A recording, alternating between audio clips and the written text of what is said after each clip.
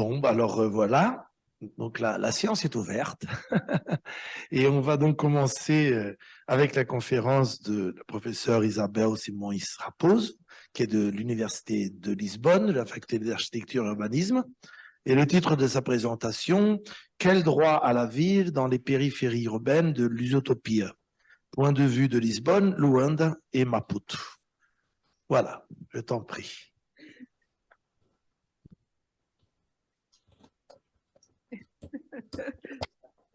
Tenho que pegar nisto. Não posso pôr assim.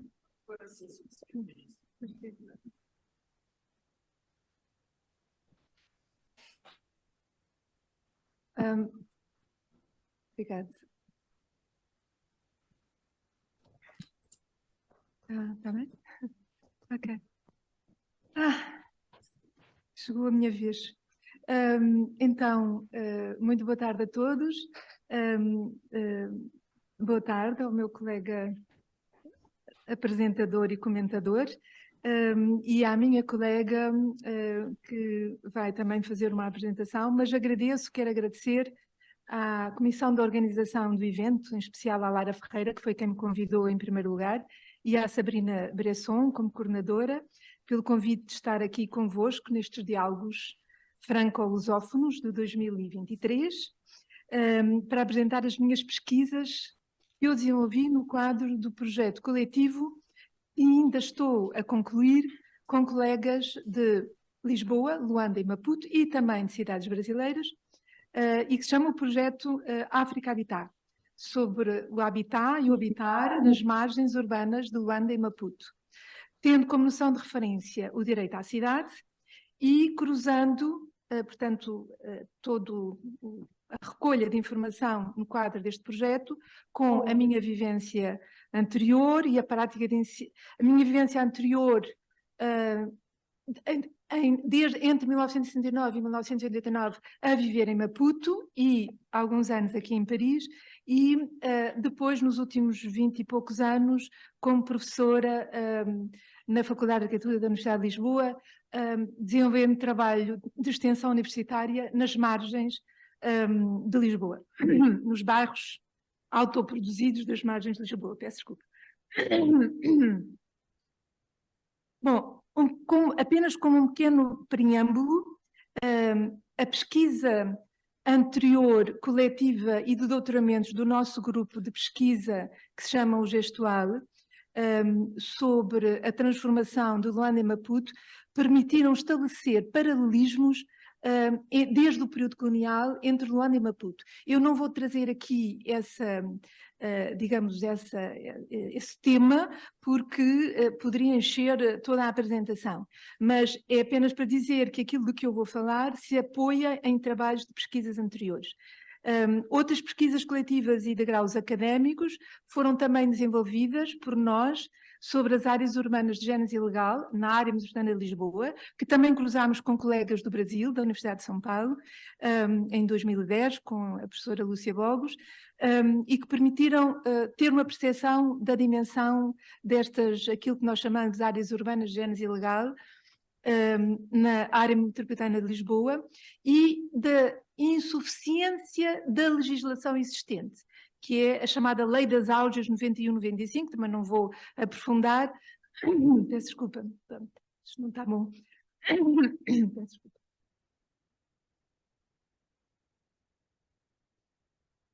Apesar das suas múltiplas alterações a resolver, mas ficam por resolver os casos mais complexos, ou seja, aqueles com maior pobreza e aqueles com mais complexidade também em termos burocráticos ou então em termos de questões urbanísticas ou de normas urbanísticas.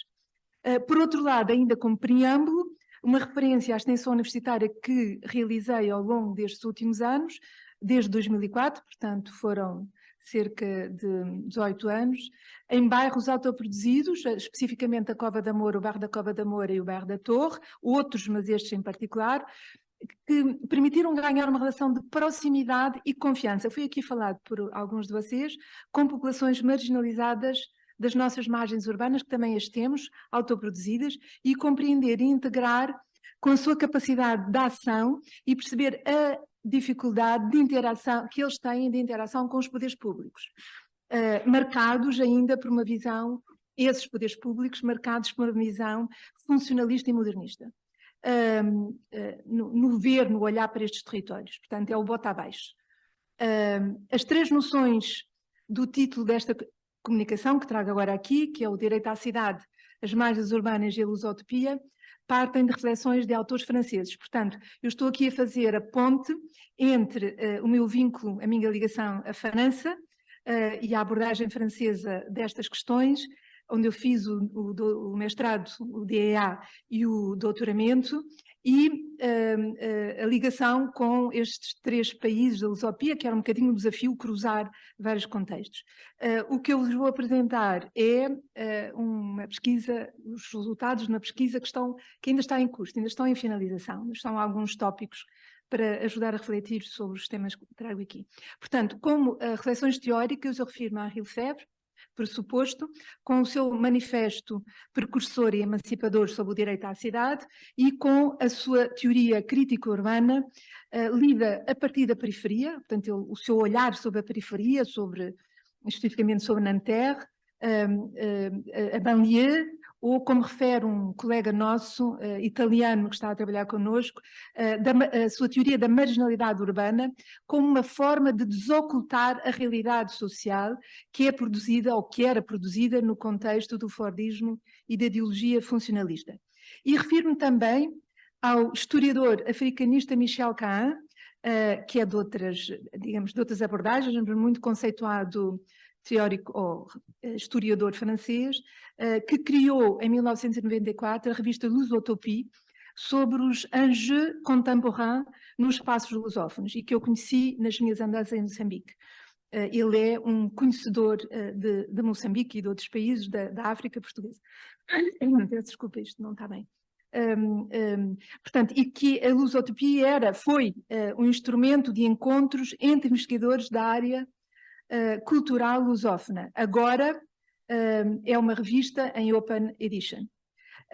Sobre a noção do direito à cidade, faço ainda uma referência à reflexão recente de duas investigadoras francesas, colegas vossas, a Marianne Morange e a Amandine Spire, ou Spire, não sei como é que se diz, que discutem as apropriações e modalidades de adoção no Sul desta noção do direito à cidade, no contexto da globalização neoliberal e, em particular, o papel das cidades da África subsaariana neste debate. Ela refere sobretudo à África do Sul. Face à elevada percentagem de periferias urbanas auto- ou coproduzidas ou autogeridas nas cidades da África subsaariana, as quais, como relatou ontem o nosso colega Momar Diong, para o caso da Dakar, apresentam altos níveis de precariedade habitacional, insuficiência de infraestruturas e serviços básicos urbanos e sociais. Compreende-se, pois, que o foco do direito à cidade esteja associado, em primeira instância, com a questão do acesso a estes serviços e a uma habitação condigna. Não podemos dizer a pessoas que pensem, do ponto de vista revolucionário, sobre o direito à cidade, se não têm as suas condições de subsistência resolvidas. Refiro-me, estou-me aqui a referir à noção de autoprodução ou coprodução do espaço urbano popular das periferias, noção que defendemos no nosso grupo de pesquisa gestual, também numa perspectiva lefebriana do espaço como produto social, em vez da noção vulgarizada pelas instituições hegemónicas do informal. As periferias, auto- ou coproduzidas pelos moradores, com as suas racionalidades, diferentes racionalidades, estratégias, meios e formas de auto-organização, têm sido pensadas por autores da África subsaariana, como é o caso Marie Uxermaia, que ela é conhecida também pelos brasileiros, como uma forma de produção do urbano, que permite a produção do direito à cidade, fundada no valor de uso da terra, em vez da leitura mais neoliberal, fundada no acesso aos direitos urbanos. Quando me refiro à alta percentagem de periferias autocoproduzidas na África subsaariana, ela ronda em Luanda e Maputo cerca de 70% da população, o que é muito superior à média das cidades brasileiras, que é também variável de cidade para cidade, mas que é muito inferior. E é ainda mais superior em relação aos territórios autocoproduzidos na área metropolitana de Lisboa, onde serão cerca de 10% se incluirmos todo o tipo de situações, desde os bairros autoproduzidos em terrenos públicos e menos raramente em terrenos privados, porque lá os bairros autoproduzidos são sobretudo em terrenos públicos, nas franjas da cidade urbanizada, ou os bairros, aquilo que eu me referi, os bairros de gente ilegal, a que antes se chamava loteamentos clandestinos, que é o termo utilizado no Brasil, ou um dos termos utilizados no Brasil. Os moradores, líderes, técnicos da administração local, com quem conversámos no quadro do projeto África Habitat, nomeadamente com moderação de uma professora brasileira, Débora Cavalcanti, em Luanda e Maputo, têm esta mesma percepção do direito à cidade como direito de acesso a serviços urbanos. Nas suas palavras, eu não sei se tenho tempo para ler aqui algumas tiradas, para eles o direito à cidade é estar num bom bairro, bem organizado, bem estruturado e com todo o tipo de infraestruturas, vias de acesso, iluminação pública, água potável, saneamento do meio, escolas, posto policial, isso sim é que seria digno do direito à cidade como bairros bem estruturados, porque eles não vivem assim. A maneira de ser, estar na província, referem também algumas das pessoas, é muito diferente da maneira de ser e de estar aqui na cidade de Maputo. Por isso, há esta ideia de que as pessoas, quando vêm para a cidade, também têm que aprender a viver na cidade. Portanto, é já um outro tipo de visão.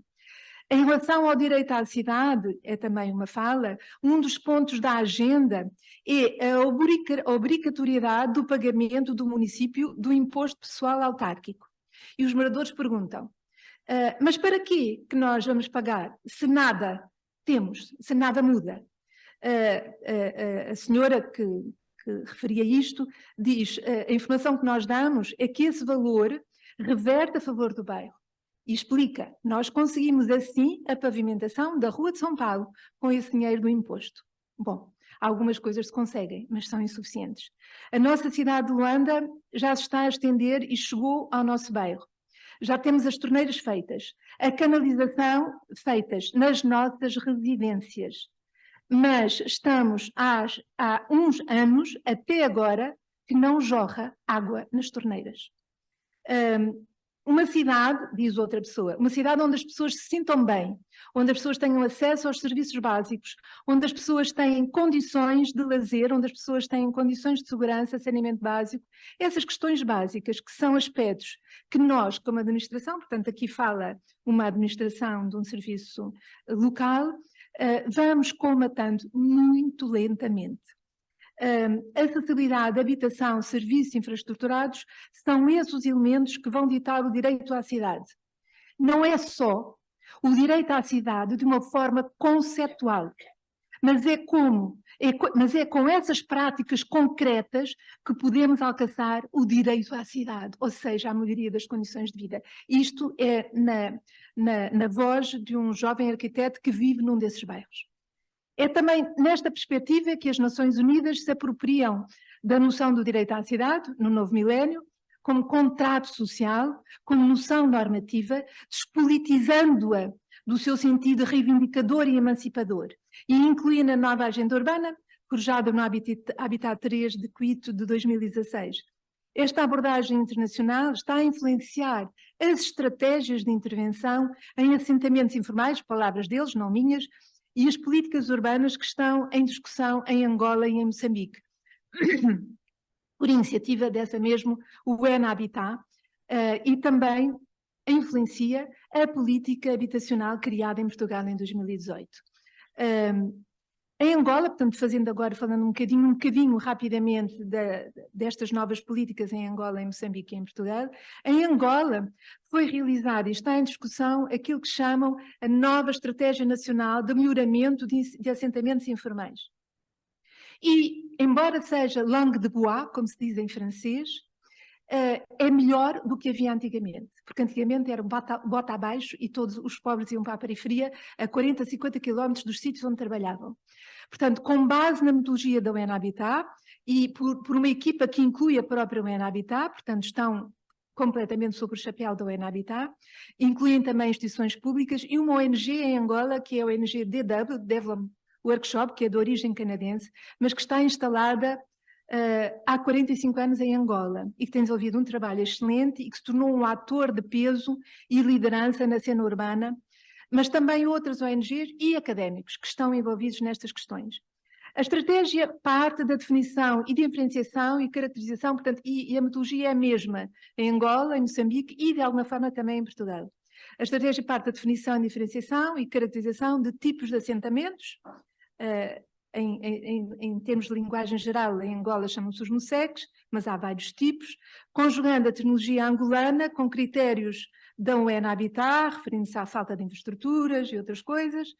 Bom, e contrariamente ao que foi a política urbana e habitacional dos primeiros 15 anos do milénio, a guerra acaba em 2002 e, portanto, é lançada desde essa altura uma nova política, com abundância, em que há uma abundância de recursos com a exploração do petróleo, portanto, há riqueza que circula na alta esfera da elite e que era baseada na construção de novos conjuntos habitacionais e novas centralidades para a classe média, na periferia próxima ou longínqua, mas também na renovação do centro, na gentrificação, os processos que a gente conhece, nos despejos e, com sorte, no realojamento ou reassentamento, portanto, sem direito a casa, apenas com direito à terra, dos pobres na periferia bem longínqua, como eu referi há bocado, 40 a 50 quilómetros. A construção da nova estratégia defende metodologias participativas. É langue de bois? Será? É melhor, apesar de tudo, o que era antes. Visando o melhoramento dos assentamentos existentes, mas também a prevenção do seu crescimento. Define várias modalidades de intervenção, desde a regularização da posse de terra, portanto, ao realojamento in situ, para acabar com os realojamentos forçados, ao melhoramento de serviços básicos de infraestruturas, ao planeamento participativo, ao melhoramento e provisão da habitação, enfim. E prevê a criação de novos programas que atinjam os mais pobres, porque a anterior política atingia a classe médica, mas não atingiu os mais pobres. Era previsto, havia um subprograma que era a autoconstrução assistida, que praticamente não foi implementado. E já agora, a política era muito calcada na influência do Brasil. Havia muitos brasileiros a trabalhar nesta altura em Angola, como provavelmente alguns de vocês saberão. Portanto, também se previa a realização de planos de ação, de monitoria e avaliação, enfim, com todo o elenco daquilo que vem nos manuais do bem fazer, entre aspas. Parte da reflexão e aprendizagem, isto é importante, houve neste processo uma reflexão e aprendizagem com as boas experiências que se tinham feito em Angola e em outros países, desde os primeiros anos da independência, em 75. Ele, por exemplo, em Angola,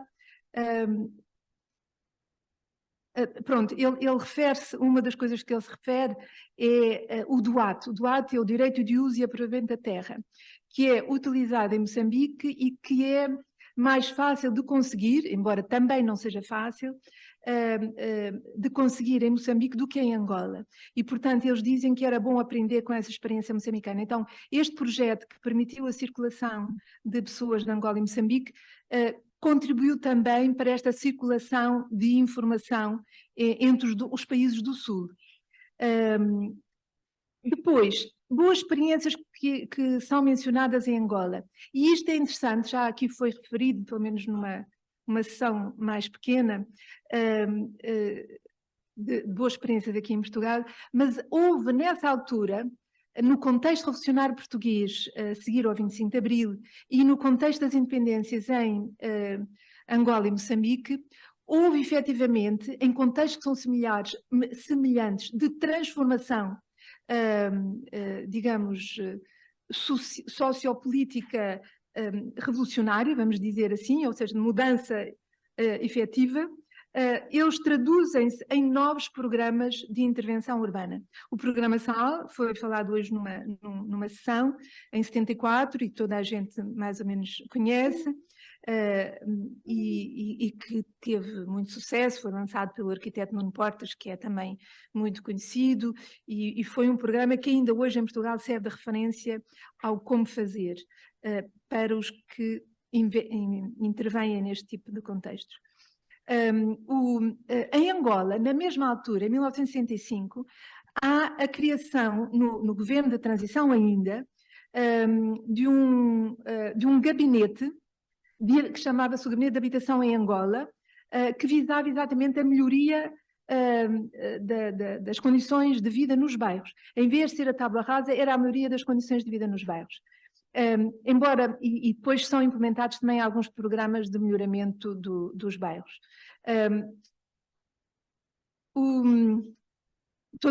Este não foi implementado, embora o governo rejeitava a ideia de melhoramento, porque preferia a ideia de desaparecimento dos mussecos e a transformação da sociedade por via da mudança política devia operar, mas que efetivamente depois não operou.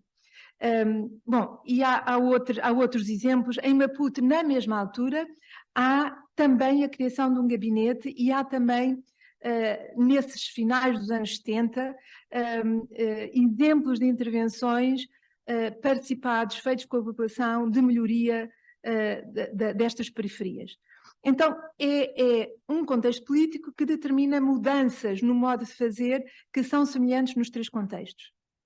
Bom, em Moçambique também está a ser discutida a nova estratégia de intervenção nos assentamentos informais, seguindo a mesma metodologia do Programa de Melhoramento Participativo dos Assentamentos Informais, dinamizado pelo BN Habitat, envolvendo vários atores, e tal como em Angola partiram da elaboração da situação, do perfil dos assentamentos, a sua categorização, a definição de prioridades de intervenção, realizaram vários workshops institucionais, elaboraram a nova estratégia que tem sido apresentada e discutida.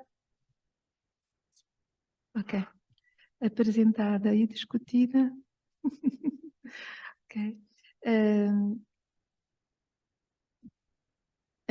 Em vários fóruns, o que tem contribuído, tal como em Angola também, gerou-se nestes últimos anos, em que ambos os países e ambas as cidades passaram a ter muito mais problemas económicos, gerou-se uma capacidade de discussão crítica da situação urbana muito mais intensa do que antes havia. Passaram-se a dizer coisas de que antes não se diziam. Em Moçambique é diferente, onde sempre houve mais capacidade de reflexão crítica. Mas em Angola, certas coisas não podiam ser ditas. Esta nova estratégia em Moçambique está articulada também com a elaboração da primeira Política Nacional de Urbanização que está a ser feita. Há que sublinhar que Moçambique, 33% da população apenas 33% da população é urbana e que se prevê, as Nações Unidas prevêem, que até 2050 se passe para 50% de população urbana. Face ao crescimento previsto, prevê-se que sejam necessárias 400 mil novas unidades habitacionais por ano.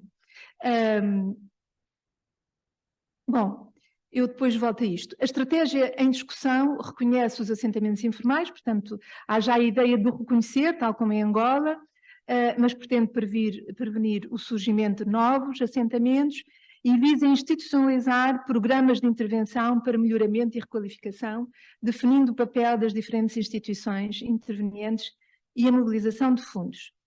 Em Portugal, os problemas de habitação no centro e na periferia, e hoje a Marie, que agora não está aqui connosco, fez o trabalho de campo de doutoramento dela em Lisboa e falava sobre isto. Portanto, os problemas de habitação mantêm-se, são estruturais e têm sido objetos de lutas da sociedade civil, de associações de moradores, movimentos e coletivos com apoio de académicos que pressionam o governo e neste contexto do Habitat 3, da nova agenda urbana, conduziram à criação, em 2017, de uma Secretaria de Estado da Habitação, que já não havia desde o tempo de 1974.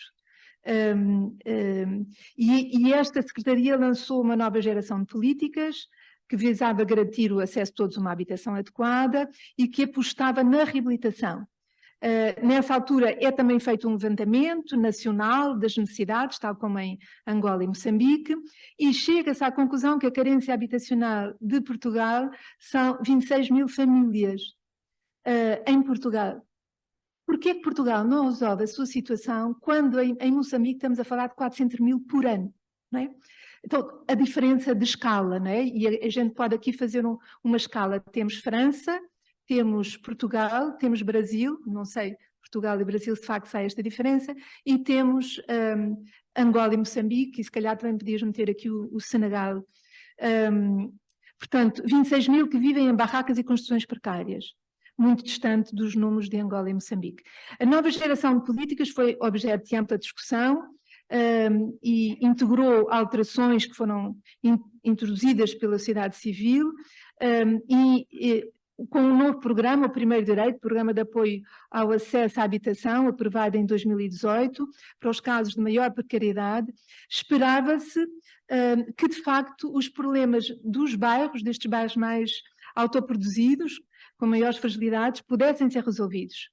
Mas a sua solução passava por uma estratégia municipal de habitação e ainda, desde há uns 5 anos, não é? Ainda não vemos obra ou resultados destas novas leis. Entretanto, foi também criada a primeira Lei de Bases da Habitação, também no mesmo movimento de procura pela solução do direito à habitação, mas ainda não completamente regulamentada, embora tenha, como lembrava hoje aqui o colega Fernando Matos Rodrigues, tem um importante artigo que é sobre o direito ao lugar. A situação piorou em Portugal nos últimos anos, porque, entretanto, as políticas não foram implementadas e com toda a situação que se vive em toda a Europa, com o aumento dos preços das rendas de casa e as medidas recentes do novo pacote mais habitação são insuficientes ou contraproducentes. Ok, vamos avançar. Em todo caso, nestes 3 países da lusotopia, para além portanto, da Europa do Sul e da África subsaariana, a noção de direito à cidade, para além de ser integrada na concepção das novas leis e políticas públicas, é também mobilizada na perspectiva crítica e contra-hegemónica de Lefebvre pela sociedade civil, associações, ONGs e pela academia. Movimentos sociais mais ou menos radicais na luta pelo direito ao lugar, pelo acesso a infraestruturas e serviços, para os habitantes de periferias ocupadas e autoproduzidas, ou pelo direito à habitação. Isto ocorre de 2 maneiras, na perspectiva de luta por objetivos concretos com um fim em si, através da participação e direito à obra, que se torna ou pode tornar ou não uma ação emancipadora, ou numa perspectiva mais radical, com uma emancipação política como condição para a criação de uma nova cidade, por uma nova sociedade em construção, como escrevia Lefebvre. Em Luanda, depois há vários atores. Eu, como tenho pouquinho tempo, não vou se calhar falar, mas, portanto, quer em Luanda, quer em Maputo, académicos, associações da sociedade civil têm trabalhado sobre a noção do direito à cidade, têm discutido, organizado fóruns de debates sobre esta problemática das periferias, e isto tem efetivamente um impacto importante no pensamento, não na realidade do território. Mas há uma outra dimensão que também é importante trazer para aqui, é a voz da arte, e quer em Luanda, quer em Maputo, em Luanda há um músico que usa a sua voz para se manifestar, que é Tanaíse Neutro, mas por isso perdeu a liberdade.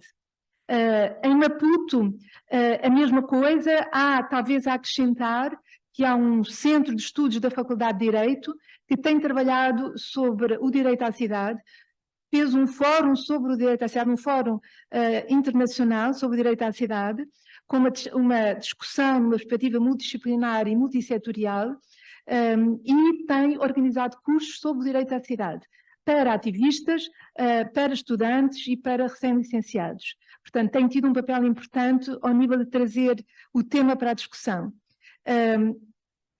Como resistência, também há o papel das ONGs, não vou alongar nisso, mas queria trazer para aqui, também há as manifestações, claro, as manifestações por situações específicas.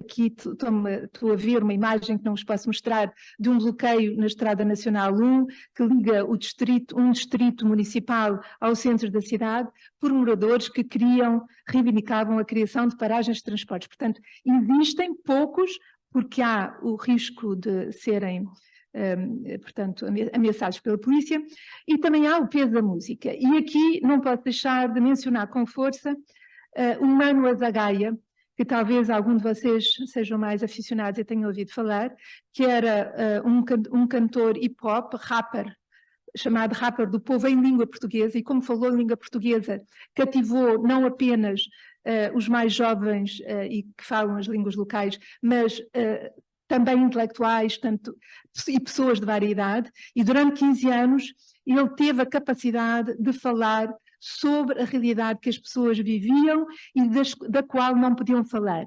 Há umas canções dele, as letras das canções, as mentiras da verdade e o povo no poder, onde ele fala exatamente sobre o percurso de quem vem para a cidade à procura do sustento, e como é que depois a vida na cidade se transforma uma desilusão. Bom, não vou ler, trazia aqui, mas para passar às conclusões, a sua morte inesperada, mas por motivos de doença, não por motivos de violência policial, mas gerou uma grande vigília e depois uma marcha de homenagem com grande movimentação dos jovens. E aqui sim houve a violência policial, tal como a gente observa agora aqui em Paris, não é? Eu hoje assisti embaixo do meu hotel a movimentação. E houve jovens que ficaram feridos e cegos. Porque achavam que se estava a lutar contra o poder por os jovens estarem a manifestar em homenagem a este grande jovem que ficou na memória deles. Bom, em Portugal também há o direito à cidade, está muito associado ao direito à habitação, mas está ligado também a várias movimentações sociais. E também só para fazer esta ponte com esta dimensão, que é a dimensão da arte e a dimensão da manifestação dos jovens e militantes, quero referir em 2015 o bairro da Cova da Moura, um dos bairros que nós trabalhamos, 6 jovens negros que são dirigentes e militantes do bairro, foram tuturados pela polícia porque defenderam um jovem que estava ele a ser ameaçado pela polícia.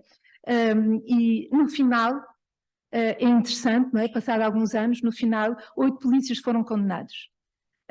Algumas notas coletivas, apenas notas soltas, a reflexão sobre as noções teóricas que utilizamos para compreender a realidade e a sua adaptação a contextos distintos. A comparação entre as cidades da lusotopia faz sentido, uma do sul da Europa, 2 da África subsaariana, ligadas por uma história colonial. O impacto dos momentos de mudança política, a questão que eu referi, a Revolução, a Independência e a democracia, gerador de mudanças nas políticas da cidade e nos modelos de intervenção e de governação. Qual o impacto das pequenas ações da sociedade civil, da academia e técnicos em contexto conservador e de normalidade hegemónica? A legitimidade e diversidade das percepções locais sobre o direito à cidade nos diversos SUIs, em contexto de precariedade material, segundo atores e suas interrelações, e a nossa própria história da nossa leitura das noções e das realidades. O direito à cidade como mobilizador de melhoria do território, ou antes, como faz a África do Sul, utiliza a justiça espacial para um efeito da mudança no território e utiliza o direito à cidade, a noção de direito à cidade, como uma noção de reivindicação mais crítica. O impacto do direito à cidade convertido em política, mas incorporando uma abordagem participativa e, mesmo para terminar, o impacto das ações pelo direito à cidade, pela academia e pela sociedade civil ONG. e o caráter revolucionário da música, como eu vos trazia aqui. Tudo isto num contexto global que é neoliberal, onde a situação ainda está por mudar. Obrigada.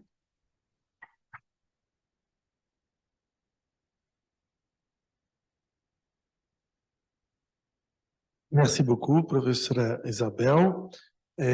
J'invite maintenant Agnès à venir sur la table pour nous présenter sa présentation. Enquête, le problème c'est que je vois rien avec mon âge.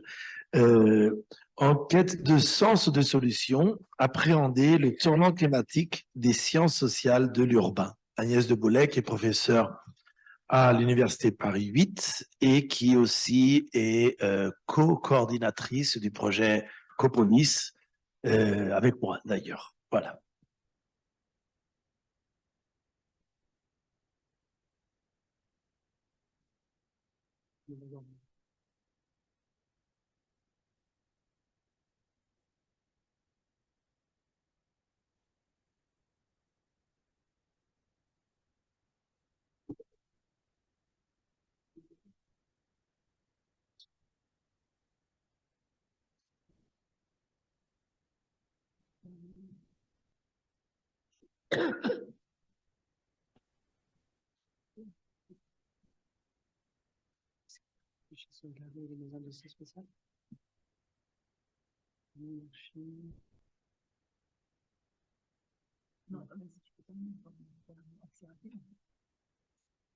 Bon, là, en fait, quand j'avais le dossier, il a un nom.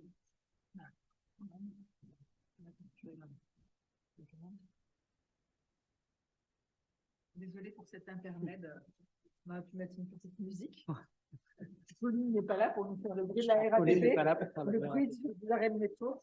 Tiens, je te laisse essayer de trouver.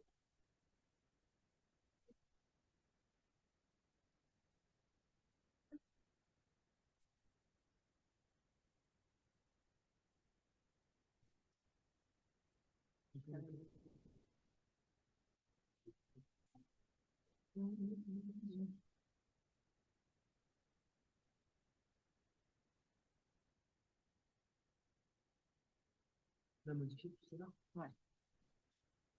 Beaucoup. Non, non, c'est le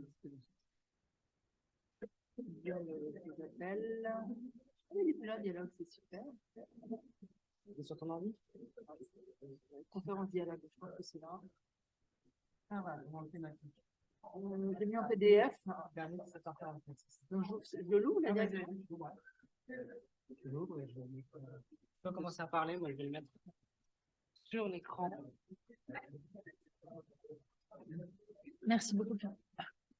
Bon, alors écoutez, on va dire que je vais essayer d'être rapide. Donc, je compte sur mes collègues pour me faire des grands signes. Parce que on dit toujours qu'on est rapide, mais en fait, on est toujours très long. Donc, ça, c'est un constat absolument général.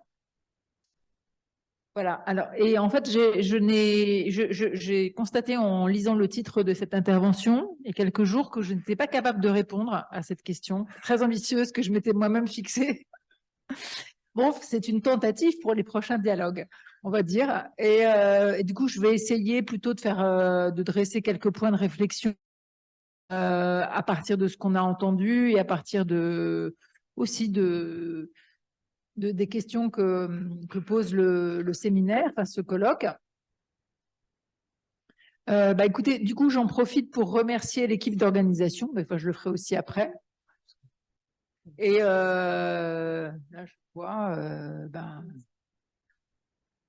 Nadia, Pedro, Sabrina, Philippe, Élise et les traducteurs, bien entendu, Anthony et Julia, enfin toute l'équipe Copolis et élargie, Isabelle, bien sûr, etc. Bon, donc pour cette organisation, super. On voit pas, en fait, c'est normal ou pas? Bon, alors, vous allez voir que, en fait, j'essaye de réfléchir sur plusieurs pieds, mais c'est pas très, très stable. Voilà, c'est un équilibre instable, très instable et très embryonnaire. La première image, d'ailleurs, représente un petit peu ce questionnement. qui est celui des relations entre la question climatique et la question démocratique et celle des inégalités. C'est pas grave. Non, on a juste un petit problème de projecteur et de partage. Voilà.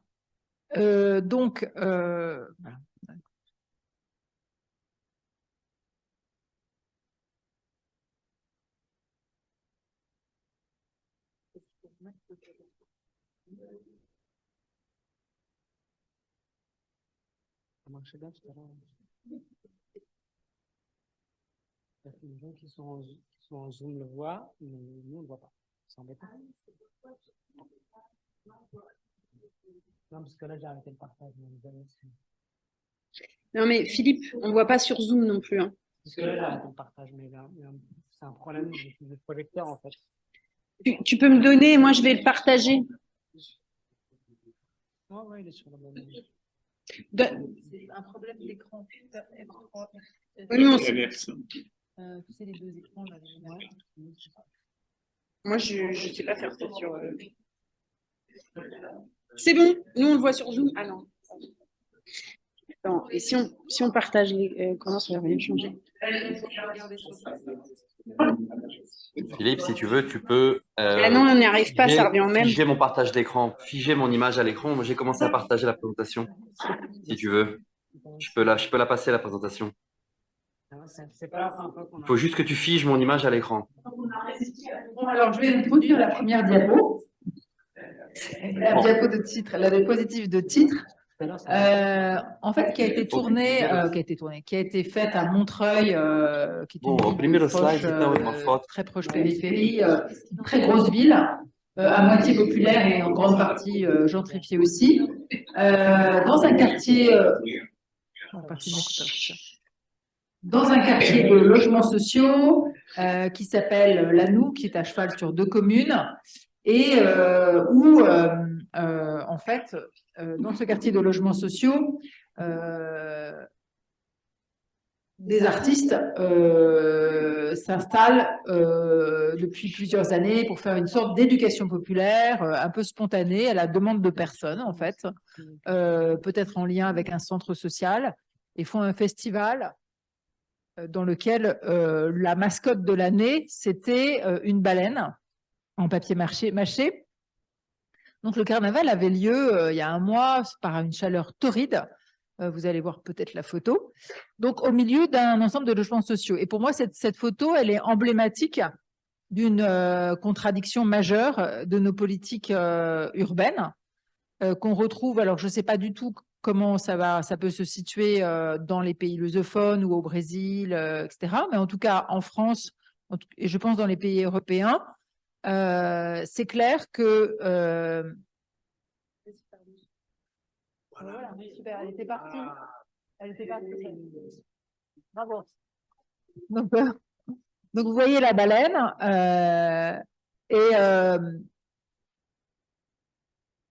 et on est dans une contradiction très très forte entre les politiques environnementales, les politiques de gestion de la crise climatique et les politiques sociales, voire une désarticulation en fait des demandes sociales, des désintérêts mutuels, en fait souvent des populations qui portent ces messages, qui se tournent le dos en fait plutôt que d'arriver à se parler.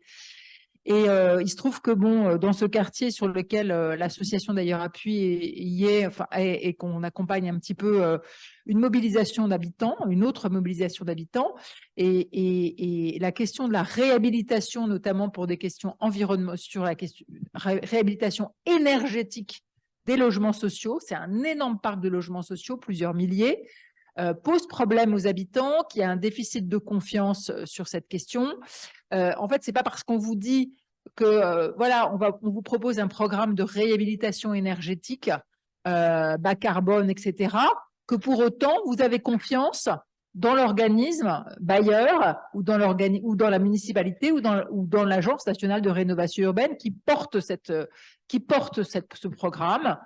Et là, depuis 2 jours, Montreuil a été le siège de beaucoup de dégradations, enfin de violences urbaines. Comme vous savez, la France est en grande phase d'émeute renouvelée. C'est la plus grosse phase depuis, probablement plus importante que celle de 2005. et Montreuil. Et il n'y a plus de projet en rue à Montreuil, je vous informe, puisque tout a été brûlé.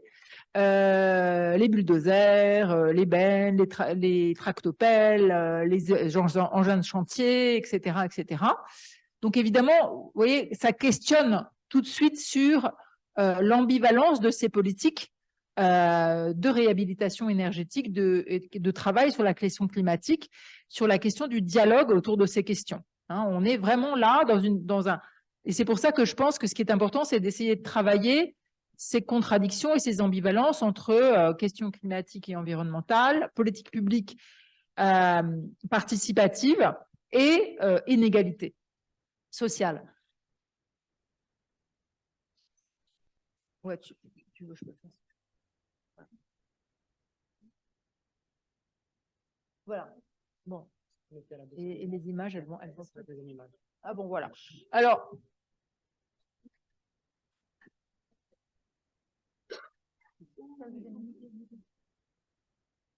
Non, alors on est reparti pour la première. Là, je comprends. Ok. Donc, je vous parle aussi à partir d'un propos un petit peu croisé entre pays du Sud et pays du Nord, parce que je travaille beaucoup, enfin, j'ai beaucoup travaillé au Moyen-Orient, Proche-Orient, et c'est aussi à partir de là que j'interroge la question urbaine et ses transformations, plus que à partir du Brésil, bien sûr, et que j'interroge. Bon, alors, ce dont on a finalement assez peu parlé depuis le début du colloque, mais qui me semble quand même très important à garder en mémoire, évidemment, c'est cet arrière-plan de la croissance urbaine qui est extrêmement différenciée dans les pays qui n'ont pas achevé leur transition urbaine et dans les pays qui l'ont en gros achevé, comme c'est le cas de la France, de la Belgique, et évidemment, c'est a fortiori de la Belgique, qui est hyper urbanisée. Donc l'Amérique latine elle-même est très urbanisée, mais il faut voir qu'un certain nombre de pays, notamment enfin, l'Afrique et l'Asie, sont des continents très peu urbanisés encore, où le potentiel de transition vers l'urbanisation est absolument énorme.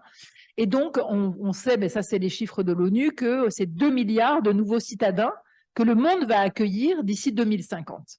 Donc, je voudrais un petit peu sortir du débat franco-lusophone pour quand même poser cette question qui, à l'évidence, ne se pose pas directement dans les pays riches industriels, mais se pose dans de nombreux autres continents, sur ce défi absolument considérable face auquel on est quand même obligé de s'interroger et qui pose la question aussi, qui renouvelle la question des inégalités climatiques, environnementales et des inégalités tout court. Donc, j'ai montré juste une illustration des endroits où ça se passe. Comme l'a souligné très bien Anna, enfin, j'ai beaucoup aimé l'exposé notamment de Anna Claudia Cardoso sur l'urbanisation et ses effets dans un milieu à protéger, mais enfin, cette immense forêt tropicale amazonienne. Mais par exemple, si on prend le cas du Caire, qui est une méga ville de plus de 20 millions d'habitants, c'est partout. C'est-à-dire que le Caire, c'est aussi qui fait partie de la francophonie. Alors, l'Égypte, c'est le Grand Caire, c'est 600 000 habitants supplémentaires chaque année. Chaque année. Donc, ces 600 000 habitants supplémentaires, eh ben, en fait, ils se logent dans des endroits assez résiduels sur une petite portion de l'agglomération, tandis que la ville se redéploie constamment en grignotant les espaces littoraux au bord du Nil pour faire des espaces de prestige. C'est-à-dire que la ville prestige est en concurrence directe avec la ville majoritaire de façon de plus en plus flagrante. La nouvelle capitale absorbe, où on voit toutes ces gated communities d'un nouveau genre, plus de 500 gated communities, communautés fermées maintenant dans le nouveau Caire, la nouvelle capitale absorbe 90% des ressources du ministère du Logement. Donc on parle, voilà, alors je parle de ce qui, donc ça c'est ce qui se passe dans nombre de pays émergents et c'est le risque, un des risques qu'encourent aussi beaucoup de ces pays émergents, c'est de tomber dans le rattrapage par les politiques de prestige. Je pense notamment à Dakar, à Djamena Diop peut-être, qui est la nouvelle capitale, enfin la nouvelle capitale administrative, qui n'a rien heureusement à comparer avec la nouvelle capitale administrative du Caire. Mais on se demande qui va aller habiter dans ces nouveaux quartiers, à quel prix, et au prix de la désertion de plus en plus importante, en fait, des quartiers précaires, des politiques en faveur des quartiers précaires. Dans le cas de l'Égypte, c'est très clair. Il n'y a plus un centime public, il n'y en a jamais eu beaucoup, en direction des quartiers précaires. Tout est financé par la coopération internationale. Voilà. Donc, quelle est la responsabilité aussi de la coopération internationale ? Je le dis très clairement, notamment européenne, dans la perpétuation de politiques inégalitaires. C'est-à-dire qu'en ramassant les miettes de la politique urbaine, des politiques urbaines qui sont des politiques urbaines inégalitaires et injustes, on continue, on perpétue cet ordre urbain injuste, qui plus est dans un pays très autoritaire. Bien. Alors, on va passer à la diapo suivante. Toc. Il n'y a pas. Elles ont dit ça à nouveau. On en est déjà à 2 minutes. Ah, voilà. Alors, bon, c'est ça. Alors, je voulais montrer, rappeler ces défis de l'hégémonie urbaine et des nouveaux défis environnementaux, etc., qui se déroulent en fait essentiellement dans les villes, sachant que les villes sont les principaux émetteurs de gaz à effet de serre. Vous le savez, vous avez probablement lu les rapports de GIEC. 70% des émissions de gaz à effet de serre viennent des milieux urbains.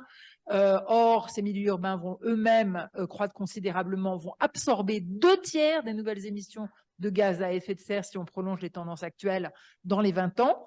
Donc, la question urbaine est aussi la question climatique, est aussi au cœur de la question climatique.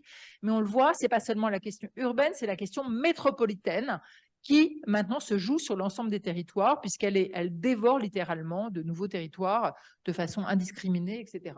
Est-ce qu'on peut passer à... Alors là, les images carrément ont sauté. Bon, c'est bien, comme ça. Comme ça va plus vite. Donc, la montée des inégalités. Je reviens un petit peu aux chiffres, notamment à quelques figures, à quelques chiffres, parce que je pense que c'est important, c'est très important de vraiment documenter la montée des inégalités. On parle toujours d'inégalités. On sait maintenant que les inégalités sont croissantes, qu'elles sont également encore plus importantes dans les milieux urbains et notamment dans les villes, pas seulement les villes les plus inégales, mais les villes les plus progressistes ont du mal à contenir cette croissance des inégalités. Donc, c'est une question vraiment fondamentale et elle est au cœur de la question démocratique parce que les inégalités sont l'une des lignes de fracture de la démocratie potentiellement, sachant que les pays les plus autoritaires, il faut le rappeler, sont aussi les plus inégalitaires. Aujourd'hui, les pays les plus inégalitaires, c'est au Moyen-Orient que ça se situe, et Émirats arabes unis, Arabie saoudite, Égypte, probablement Liban, mais sur lequel il n'y a pas de chiffres très très fiables, et ce sont tous des pays extrêmement autoritaires. Voilà, on ne peut contenir de très fortes inégalités probablement qu'à partir d'une gestion autoritaire, d'où un questionnement aussi sur le Brésil. Bon, alors évidemment, il y a tous ces chiffres que vous connaissez sur les inégalités vis-à-vis du risque sanitaire, notamment à São Paulo, on a des chiffres qui sont donnés ici et là, mais je vais m'arrêter plutôt sur des chiffres, un arsenal énorme de production statistique en France sur la question des inégalités, notamment dans les quartiers dits prioritaires. Avant, on les appelait les quartiers sensibles. Maintenant, ce sont des quartiers prioritaires. Et dans ces quartiers prioritaires, il y a effectivement 42% de population dite pauvre, en dessous du seuil de pauvreté, versus 14% en France. 14%, c'est déjà beaucoup pour un pays riche, mais 42%, ça l'est encore plus. Et donc, c'est à partir de ces chiffres qu'il faut aussi réinterroger les phénomènes qu'on observe ici et là en ce moment, ces derniers jours. On voit... Grâce au rapport sur les inégalités mondiales fait par notamment Thomas Piketty, qu'il faudrait qu'on regarde avec plus d'attention, je pense, en France, les 1% les plus riches ont capté à eux seuls 21% de la croissance totale, contre 20% pour les 50% les plus pauvres. Là, on constate également une très forte croissance des portefeuilles financiers. La financiarisation des économies et de la richesse est une question vraiment centrale qui n'est absolument pas étrangère à ce qui se passe en ville. Au contraire, elle se joue en ville. C'est-à-dire que ce n'est pas vraiment en milieu rural que cette croissance-là va. Enfin, elle pose des problèmes également, mais beaucoup moins visibles et beaucoup moins forts. D'autant que ce capital financier doit se placer quelque part, doit se déplacer quelque part, et si possible très rapidement, d'où un certain nombre de questions et de tensions dans les milieux urbains, dans toutes les villes européennes. On commence seulement des études sur les effets de la Airbnbisation de la ville, du fait que, par exemple, en France, à Paris, un certain nombre d'arrondissements, soit 50% du marché locatif, soit à destination de populations non résidentes. Comment on régule ça? C'est une question démocratique également. Comment la démocratie s'empare du fait que les habitants ne peuvent plus se loger comme à Lisbonne, bien entendu, Lisbonne, Barcelone, mais bien sûr Paris maintenant et prochainement Berlin. Voilà. Donc, je pense que ces questions urbaines sont des questions d'inégalité d'économie urbaine qui ne sont pas du tout étrangères à la question démocratique et notamment celle de la démocratie locale. Voilà. Alors, on a aussi ce petit schéma que j'ai pris dans les milliers de schémas faits par la géographie prioritaire de la ville, sur les quartiers prioritaires, où on voit le degré de ségrégation mesuré dans chaque ville. Et évidemment, on mesure bien que c'est largement c'est très intéressant parce que ce schéma, il montre que le niveau de ségrégation, il recoupe celui des inégalités, mais pas complètement. C'est-à-dire que Paris est la ville, enfin l'agglomération parisienne, est celle où il y a les plus grandes inégalités en France, clairement. Mais pour autant, c'est pas nécessairement l'indice de ségrégation le plus fort. L'indice de ségrégation le plus fort, on le trouve parfois dans des petites villes qui ont un quartier prioritaire complètement à part, mal desservi, ségrégé en matière éducative, etc., etc.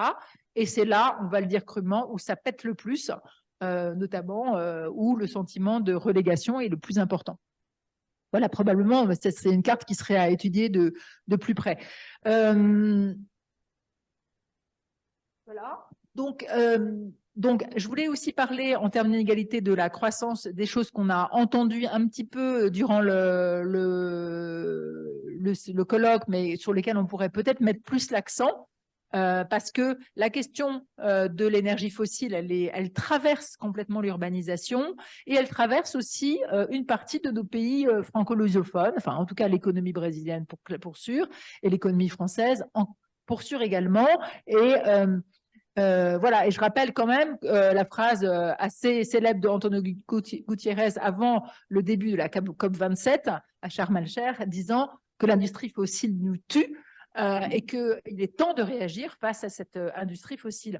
Donc après la célébration des villes, on a eu toute une phase dans les années 2010 de célébration des villes, du fait que les villes sont résilientes, que les villes sont créatives, que les villes sont économes en espace, etc., etc., et que c'est le lieu de la croissance évidemment économique. On se rend compte que les villes sont également, il y a le miroir de cette vision positive et angélique de l'urbanisation. Mais le fait que les villes sont aussi les principales consommatrices de cette énergie fossile et ont du mal à se sortir de cette dépendance fossile et à inventer d'autres systèmes intra- et interurbains. Intra- et interurbains. On l'a vu récemment avec une collègue qui vient de Berlin, qui ne trouve pas de train. Le train est à 500 €, 450 € pour venir de Berlin, alors que si elle prend l'avion, eh bien, elle va payer... voilà, bon, donc dans des capitales européennes très très proches, ça ne fait pas de sens. C'est-à-dire que on est sur des paradoxes là.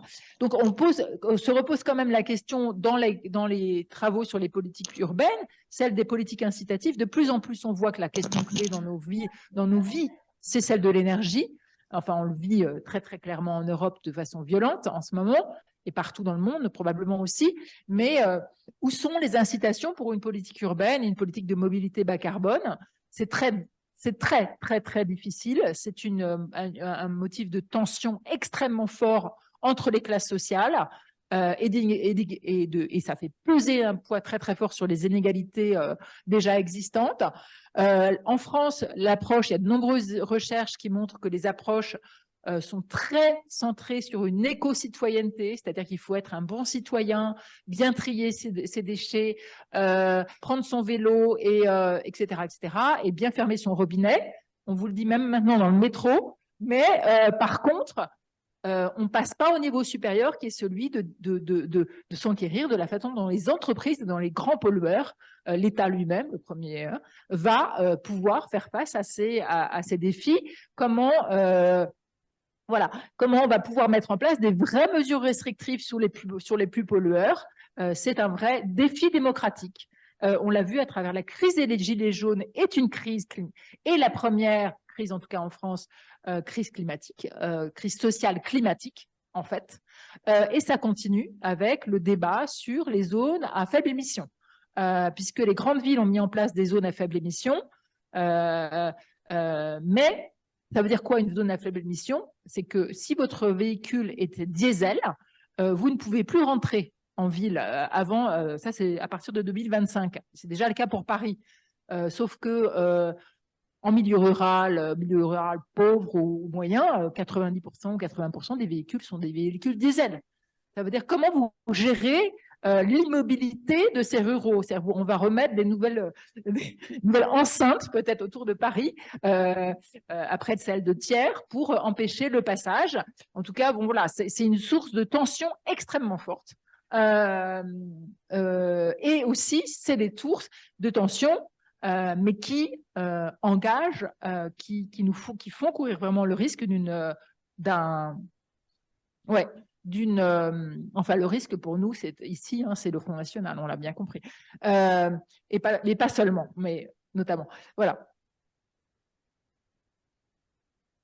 Alors, on a aussi des démocraties qui sont de fait de plus en plus fragiles, et la crise climatique nous fait courir le risque d'éco-dictature, enfin de dictature verte, en quelque sorte.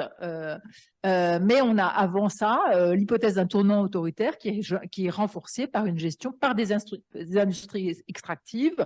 Donc Areva au Niger, donc dans les pays francophones d'Afrique de l'Ouest, la question des industries extractives est extrêmement importante. Je veux dire, aujourd'hui, Dakar, au Sénégal, enfin, Momar, vraiment, si je dis des bêtises, il faut m'arrêter, mais on a trouvé des gisements incroyables de pétrole et de gaz, mais les gens deviennent littéralement fous, c'est-à-dire que vraiment, et une partie des tensions sur la démocratie sénégalaise, avec ses 50 morts récents, peut probablement être mise au crédit de cette nouvelle course à l'enrichissement et à l'appropriation des ressources en industrie fossile. Donc, à Dakar, on a aussi le Dieselgate, dont presque personne ne parle, enfin je l'appelle comme ça, mais toutes les vieilles voitures diesel françaises sont envoyées au Sénégal et en Afrique de l'Ouest. Elles passent par la Belgique. En fait, il y a un circuit automobile comme ça. Je veux dire, on se retrouve avec des petites villes, des villes de 2-3 millions d'habitants, extrêmement polluées. On sait que le diesel est une source de surmortalité incroyable. Et maintenant, on vient nous dire en France, bah, écoutez, équipez-vous de véhicules électriques parce que ça sera moins polluant. Je veux dire, jusqu'à quand les vieux diesels vont-ils être exportés au Sénégal et en Côte d'Ivoire? C'est-à-dire, la question, c'est une question urbaine aussi, elle est question de mobilité et de justice. Voilà. Donc, on est dans des contradictions de plus en plus fortes, comme vous voyez, etc. Bon, alors, arrivons à la conclusion, puisque j'ai encore 2 minutes. Il n'y a pas de conclusion, mais on va essayer de rester positif. Est-ce qu'on peut... voilà. Bon, bien. Ben, écoutez, j'aurais pu parler aussi des effets sur la course à l'armement. 413,3 milliards d'euros seront consacrés aux armées dans les 4 prochaines années en France. Ça aussi, l'armée, c'est 10% des gaz à émission de serre. Hein, d'accord? Donc, ça va probablement encore augmenter. Le ciment, c'est 8%. Donc, on est aussi sur des économies imbriquées. Il faut essayer de comprendre tout ça. Alors, l'implication des crises démocratiques et climatiques, c'est un peu vraiment du mauvais journalisme que je vais vous faire là. C'est la répression dans de nombreux pays sur les lanceurs d'alerte, que ce soit en Russie, que ce soit dans les pays illibéraux, autoritaires, ou aux États-Unis, ou voilà. C'est la répression très forte de journalistes qui dénoncent tous ces problèmes. Les liens entre environnement et monde urbain sont de plus en plus enchâssés parce que ces risques peuvent être présents dans des industries très polluantes, en ville, ou dans la production de nouvelles choses qu'on vient de découvrir, par exemple les polluants éternels. Hein. Une collègue, Soraya Boudia, qui est à l'Université Paris-Cité juste à côté, nous dit que nous avons 300 000 nouveaux produits chimiques qui ont été mis en circulation ces 20 dernières années, dont on ne connaît absolument pas la conséquence sur les effets sur la santé. On arrive à un effet de saturation toxique qui aujourd'hui est peut-être compensé ça et là par des circulations d'air, quelques ouragans, voilà, mais qui ne le sera plus un jour. Et donc cette question des polluants éternels commence aujourd'hui seulement à être discutée. C'est une question urbaine également, c'est-à-dire que ça nourrit ces 50% d'urbains et ça va surtout vers ces 70% de consommateurs en ville. Donc en fait, on a tellement de questions sur lesquelles qu'on doit adresser, enfin auxquelles on doit s'adresser, bon, qui ne sont pas du tout des questions. Maintenant, on voit bien qu'elles ne s'arrêtent pas aux portes des villes, mais qu'elles sont surtout produites, distribuées, réfléchies, conçues à partir des villes. Et donc, ces modèles-là doivent être complètement refondus. Voilà. Pour ne pas aboutir à des solutions comme en France, la répression d'un mouvement qui s'appelle les soulèvements de la terre, qui vient d'être interdit. Donc, j'invite nos collègues à regarder parce que c'est un mouvement extrêmement intéressant, bon, évidemment avec des saccages, mais qui est aussi qui va continuer parce que, comme dit le mouvement, on n'arrête pas un soulèvement. Ensuite, cette tentation répressive, elle coïncide aussi quand même avec de grandes initiatives. Par exemple, en France, le gouvernement a lancé l'année dernière une convention citoyenne sur le climat, c'est-à-dire une semaine ou enfin même une année complète, voilà, de débat sur le climat, mais avec peu de décisions qui sont suivies, etc. Une logique du soupçon qui s'abat sur les quartiers prioritaires et qui contribue à cette politique répressive que nous voyons, bon, voilà, dont les effets se font sentir. Voilà. Bon, bah, écoutez, je vais arrêter là. J'avais une note très positive pour la conclusion, mais je la laisse. Et puis, note positive, ouais. Eh bien, les pratiques collaboratives, donc c'est un petit un soupçon de changement dans cet univers. Mettre en place effectivement ce que les scientifiques, les sciences dures appellent les sciences citoyennes, citizen science, c'est-à-dire le fait d'associer de plus en plus des citoyens à la recherche, donc aux décisions sur la recherche, à l'élaboration des protocoles de recherche. Par exemple, j'ai assisté à ce séminaire la semaine dernière sur habitabilité où on parlait il y a de nombreuses initiatives de captage de pollution, des capteurs de pollution qui sont des capteurs souvent citoyens maintenant. On met des capteurs dans des écorces d'arbres, on met des capteurs dans la rue, etc. Et c'est des citoyens qui peuvent eux-mêmes, parfois qui sont demandeurs de ces capteurs à certains endroits un peu sensibles ou très difficiles. Et c'est des citoyens qui parfois accompagnent ce processus de relever les données, de les analyser et puis de les diffuser avec les chercheurs. Voilà, ça fait partie, c'est-à-dire l'accès, la diffusion de ça, l'ouverture de la boîte noire de l'information fait partie du renouvellement possible et souhaitable probablement de la recherche, mais en tout cas, ça se fait ça là, il y a beaucoup d'initiatives et je crois que je m'arrête là. Voilà, merci beaucoup.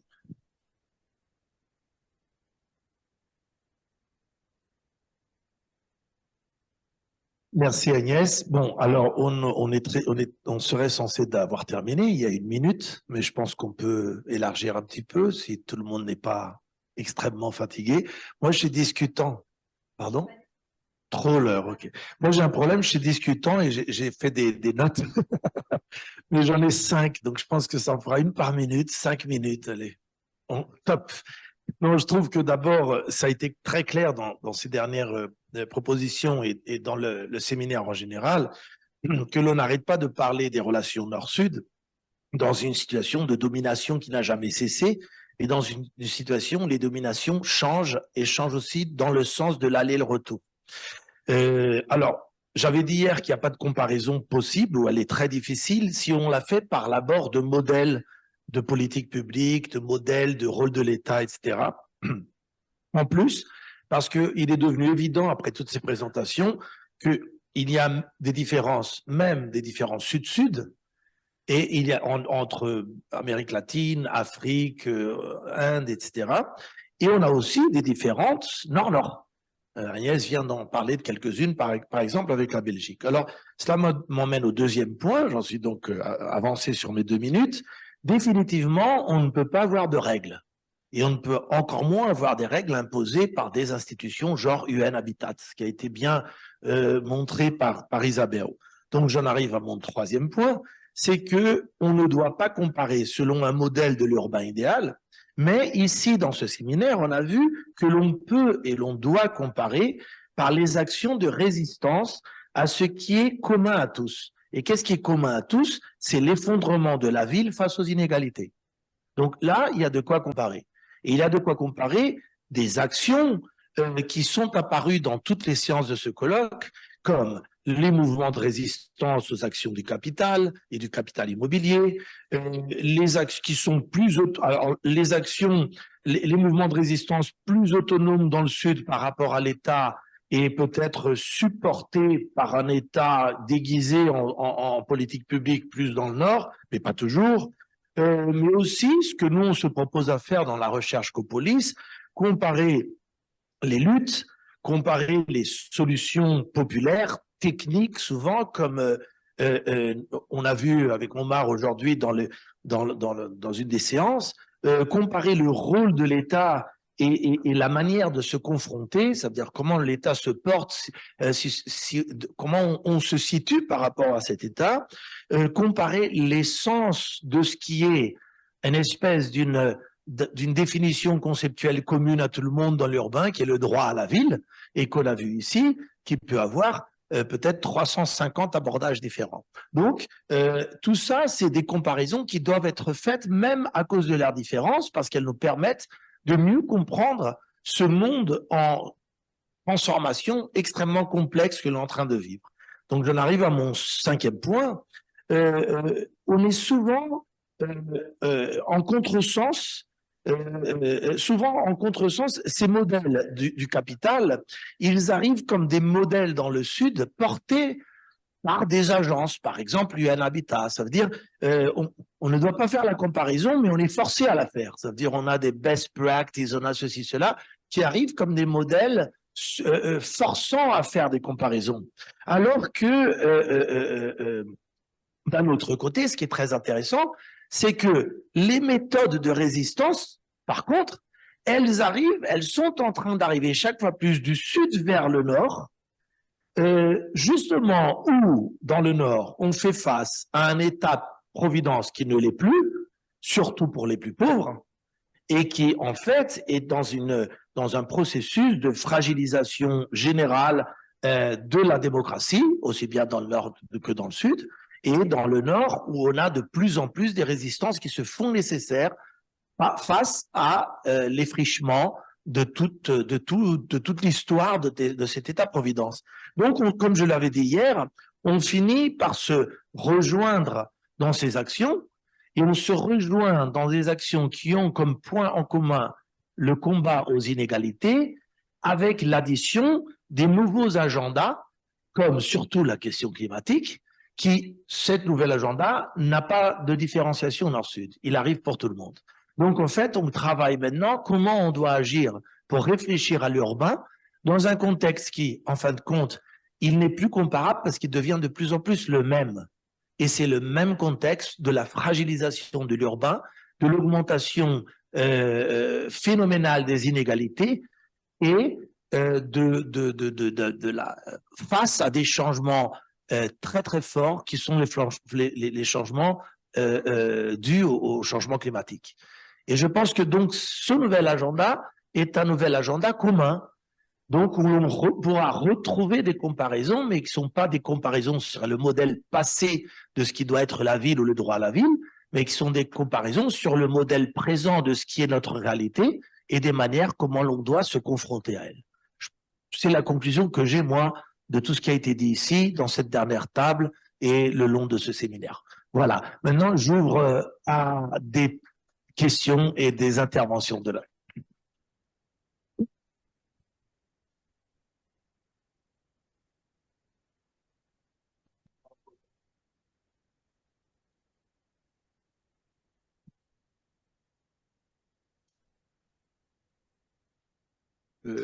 Boa tarde. Eu gostei imenso de ouvir as duas intervenções, mas vou começar pela última. E já que estamos aqui num seminário que faz esta ponta entre a Europa, o Norte e o Sul, eu gostaria de trazer para a discussão final este dualismo entre o Norte e o Sul, e onde o Norte externaliza o extrativismo e a violência económica e social e ambiental no Sul. Isto é, e nesta discussão em que o Norte externaliza toda essa violência económica, social mesmo, ambiental e política no Sul, introduz aqui uma nota que é esta ideia que se está a passar dentro do pensamento académico, que é há uma crise e há uma fragilidade da democracia. Eu não aceito esta visão. E não aceito esta visão académica nem científica, porque ela não se traduz numa objetividade e num rigor quer teórico, quer conceptual e muito menos realista, da realidade concreta. E porquê? O que está em crise e não é a democracia. O que está em crise é o capitalismo neoliberal.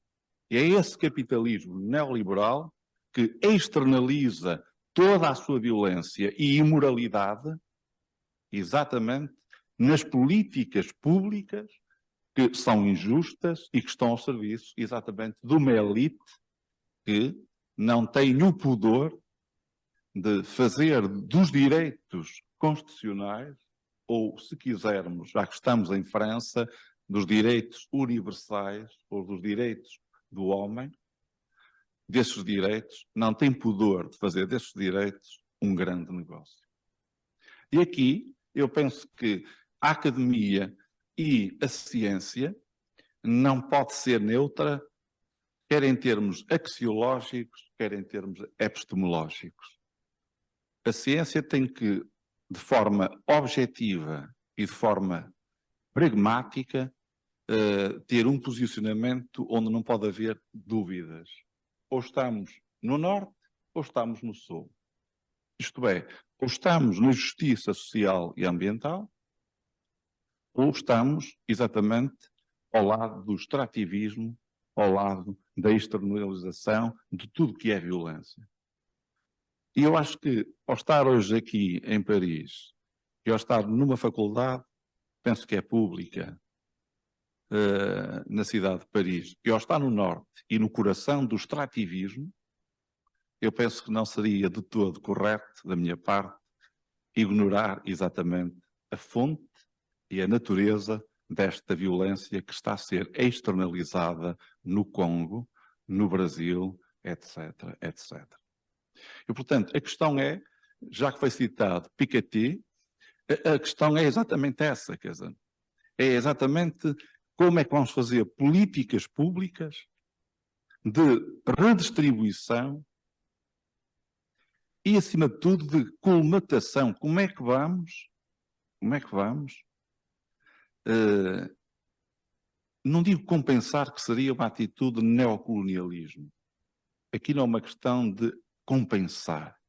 É uma questão de devolver aos povos do Sul aquilo que foi tirado, e digo tirado para ser simpático, durante alguns séculos. E, portanto, o dualismo e as relações entre o Norte e o Sul só podem ser claras, pragmáticas, só podem ser justas quando colocarmos exatamente o ponto naquilo que chamamos de devolver aos outros aquilo que tiramos. Esse, para mim, é um ponto essencial. E nesse ponto essencial está exatamente o problema da habitação. E a professora Isabel Raposo pôs aqui uma questão muito importante. Se repararem, quando ela dá o exemplo do que está a passar em Maputo, ou noutras cidades africanas, se repararem, quando nós devolvemos às pessoas, com ajuda direta ou indireta, nas questões da habitação e nas questões da gestão do território, as pessoas têm essa inteligência, essa capacidade de resolver os problemas. E porquê é que esses problemas não são resolvidos? Porque os problemas são externalizados e induzidos pelo Norte e pelas políticas económicas neoliberais que nós, e durante estes 10 dias, desculpem que vos diga, ao discutir assuntos tão importantes ligados à habitação, ao ambiente, foi interessante não haver uma crítica objetiva e clarificadora sobre as crises do capitalismo neoliberal e sobre as consequências da sua externalização. É interessante e deve ser um motivo de reflexão, é só.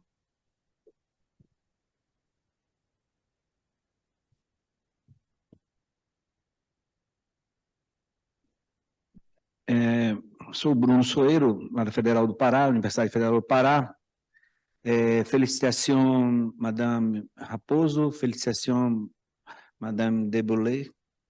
Eu gostaria de quebrar o protocolo e só por necessidade de externar a felicidade, informar a quem não sabe ainda que no Brasil a Justiça Eleitoral tornou inelegível o ex-presidente da República.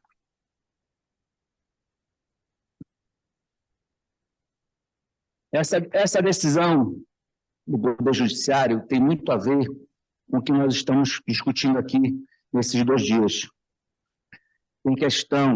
Tem a ver com a defesa do meio ambiente natural, mas tem muito a ver também com a defesa do meio ambiente urbano, com a defesa dos homens e com as mulheres pretas, da população LGBT. Bem, emoção reprimida. Gostaria só de dizer a Madame Raposo que o Conselho de Direito da Cidade ele perpassa por algo que foi debatido em um dos ateliês ontem, que diz respeito à cidadania. Mas a cidadania, apesar de eu ser do direito, ela não pode ser compreendida na concepção jurídica. Ela tem que ter uma compreensão ampla, né? E aí, para isso, eu vou buscar Milton Santos, né? Que tem uma concepção muito ampla do que é ser cidadão. O cidadão é aquele que tem título de eleitor. O cidadão é aquele que tem acesso à infraestrutura urbana e, portanto, tendo acesso à infraestrutura urbana, tem direito a ter dignidade, né? E tendo dignidade, aí vem direito à cidade. E essa política urbana, essa infraestrutura, só pode ser garantida por meio de recursos. Mas também a gente vai para um outro ponto, que é a desigualdade. A desigualdade socioespacial, mas a desigualdade econômica, né? Esta aqui se reflete, inclusive, quando os desiguais são obrigados a pagar tributos iguais, né? Então, Madame Raposo tocou nesse assunto. Vem alguém que está no ambiente rural, não paga o tributo pela propriedade e é obrigado a pagar. Mas a renda que talvez até mesmo obrigado para buscar melhor condições de vida, ele não tem para pagar o tributo, porque se ele pagar o tributo, ele deixa de comprar comida, deixa de ter existencial à sua vida, a vida da sua família. Então, são problemas que se conectam, mas todos estão enredados num feixe, numa teia de desigualdades, né? Que tem muito a ver com o Estado neoliberal e que, de alguma forma, nós precisamos, como o professor Francisco falou, estar juntos de mão dada para tentar propor algo, uma saída, porque realmente, apesar da minha angústia ter diminuído, ela ainda persiste no meu coração. Fala, Bolsonaro. Só fazer um ponto de ordem rapidinho. A gente tem 10 minutos mais ou menos sobrando e a gente tem que terminar às 7 pela questão dos tradutores. Então, a Nádia vai fazer uma pequena colocação, mas depois a gente tem que deixar o tempo para a resposta da Agnès et da Isabelle. Je rappelais juste que comme on a les traducteurs qui doivent terminer à 7 heures, pour pas dépasser le temps pour eux, il nous reste 10 minutes. Voilà. Merci pour tout ce qu'on a appris ces 2 jours. Je vous remercie à tous parce que vraiment, on a beaucoup appris. Agnès, je vais te faire merci pour cette table aussi. Mais 2 questions à Agnès et une observation à Juan. J'étais curieuse de savoir les politiques urbaines au cœur de cette nouvelle ville-là. C'est comme Dubaï, ça peut être quelque chose, je ne sais pas, c'est une chose globale, mais tu n'as pas besoin de me répondre. Tu peux me dire ça un autre jour. Mais une question qui m'a laissée perplexe, c'est ton affirmation de que plus de répression, plus de mobilisation, plus de répression. Je ne sais pas si c'est écrit là, je suis perplexe parce que on a appris que plus de pression sur l'État capitaliste, l'État d'une ville capitaliste, c'est l'État qui défend les intérêts de la classe dominante. Alors, plus de mobilisation, plus de possibilités de compromis. C'est ça que j'ai appris pendant toute ma vie. Tu me changes un peu le... Après, on peut discuter ça. Tu m'expliqueras parce que je sais. Et finalement, je remercie João d'avoir mis au point la question de comparaison. Et pendant les discussions des séances, j'ai dit dans la table d'ouverture que comparer l'incomparable, c'était pour épater. Parce que vraiment, j'avais besoin que tu fasses ce mise au point-là. Je te remercie. Merci à tous.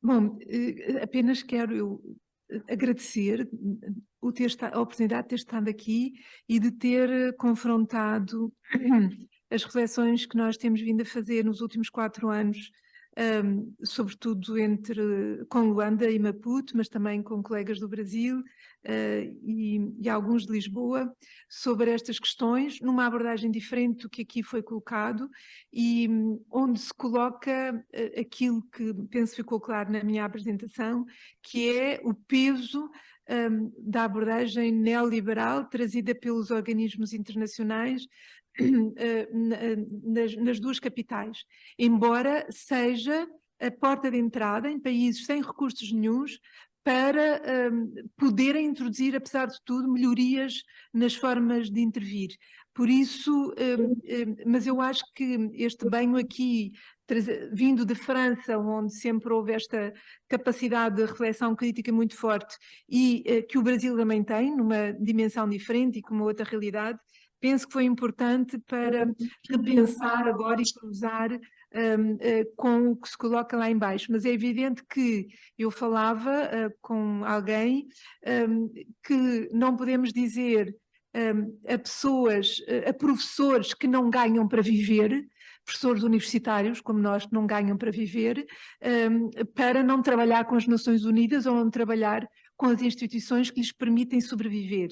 E se calhar às vezes não é só sobreviver, pois é ir para além, porque é toda uma dinâmica desta sociedade capitalista, e isso faz com que ao estar na articulação com essas instituições há um modo de estar, de refletir, de pensar, um vocabulário que fica adequado a essas instituições e perde-se o fio crítico que aqui esteve muito em cima da mesa e que é muito importante. mas é muito difícil levar para esses contextos este pensamento tão crítico.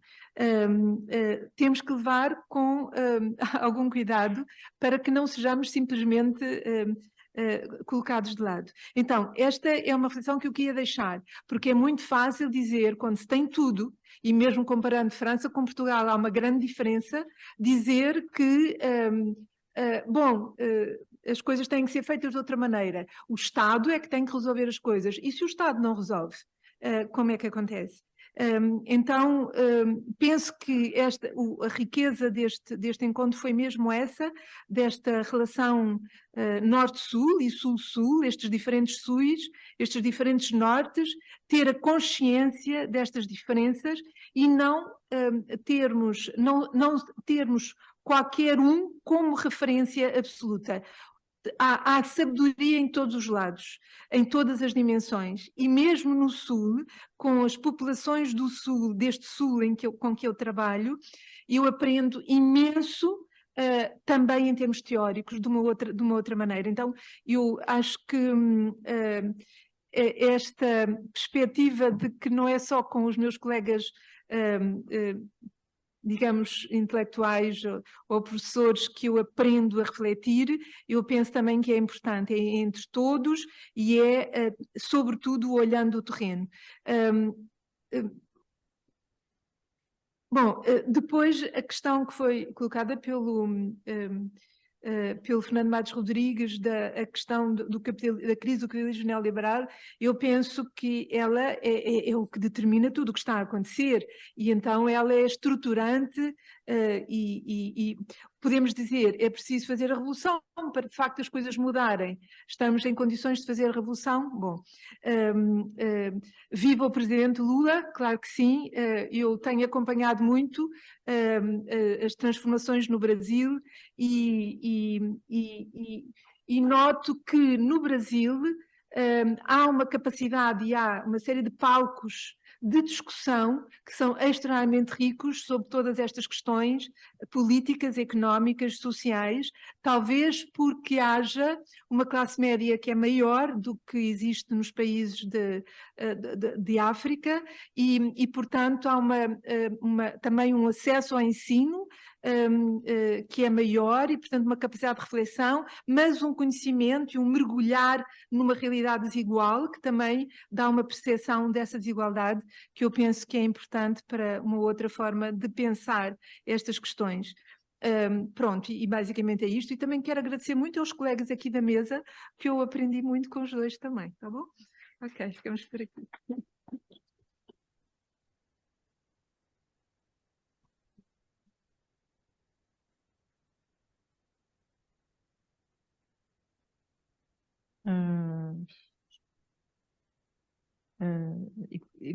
Merci pour ces questions.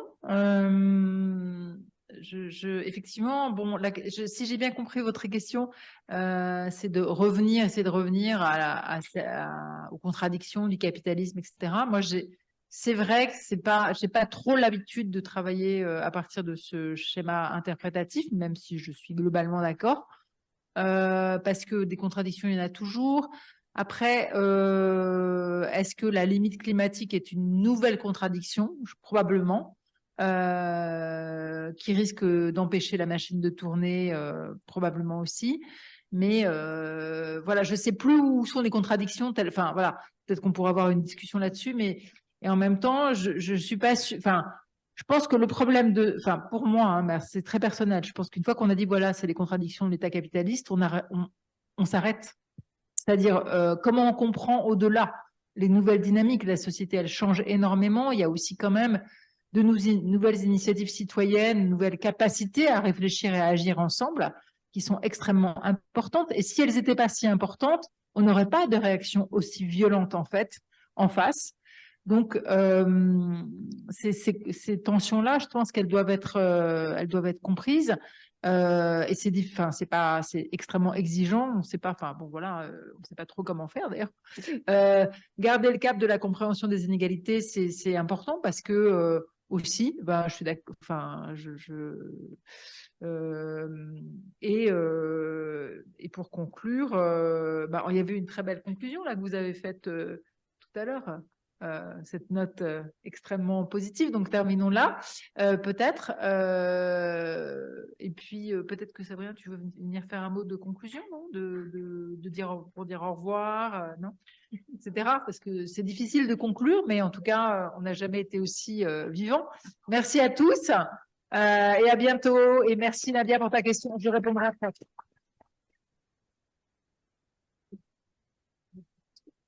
Je veux juste faire une observation, ce que tu as dit, c'est que quand on a créé le nom de ce séminaire, on était sous Bolsonaro, on était sous le poids de Bolsonaro. Et on dit, qu'est-ce qu'on va prendre comme titre? Et Agnès a suggéré, pourquoi on ne parle pas des crises des vides dans les crises démocratiques? Alors qu'on était là, on voyait aucun horizon. Et c'est quand même intéressant qu'on ait réalisé ce séminaire et il se termine le jour où Bolsonaro, qui nous a causé ce nom, eh ben, il est inéligible. Voilà.